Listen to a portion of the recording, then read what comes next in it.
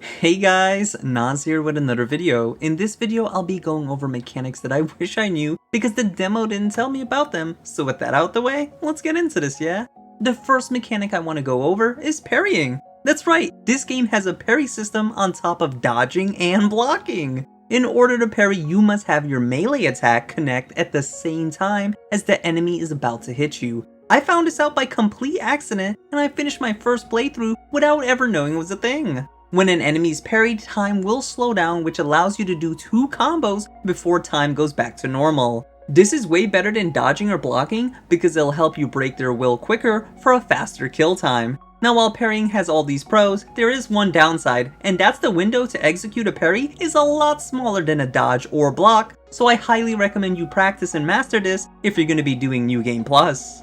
Now that we've gone over parries, let's go over our next mechanic. In the skill tree you can unlock Charge Magic or Burning Blade. These 2 attacks may seem nice, but not practical as you're just sitting there as they charge up to do your damage.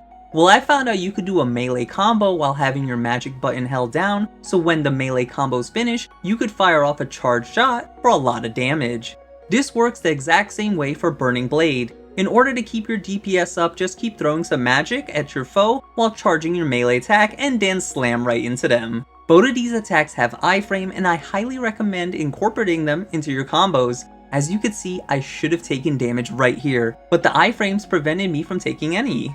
Now while we're on the topic of iframes, did you know some enemies have attacks that have multiple hitboxes? This means even though you dodged or blocked the attack, you can still get hit if you go back or you get close to the enemy, like Morble's Bad Breath. Well, you could actually use this to your advantage. If you dodge into attack and then do a precision dodge, you can then do a precision counter and repeat.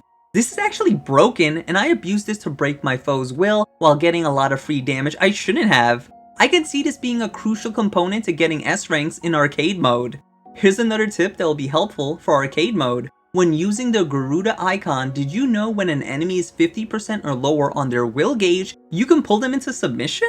This will allow you to get free damage, and if you push hard enough, you could get them staggered. I was blown away when I did this, and I can't wait to see what the other icons have to offer. Speaking of blown away, did you know Torgal has a secret interaction? Whenever you do an iconic ability, his Sic will become enhanced to Precision Sic. This is another mechanic I had no idea about, but it helped me kill my foes quicker. Now this last tip isn't related to mechanics, but more of quality of life. When cycling through your icons, you can go backwards, and that sometimes had me fumbling, which caused me to die in combat. Well, if you go into the menu, you could change the order. I was pleasantly surprised this was a feature, and while it doesn't let you reverse cycle, it did allow me to order my icons in a rotation where my Garuda would break the enemies, my Phoenix will do some damage, and my Titan will finish them off. This fixed my issue of having to think which icon I was on, and it made it feel more like a rotation in an MMO game.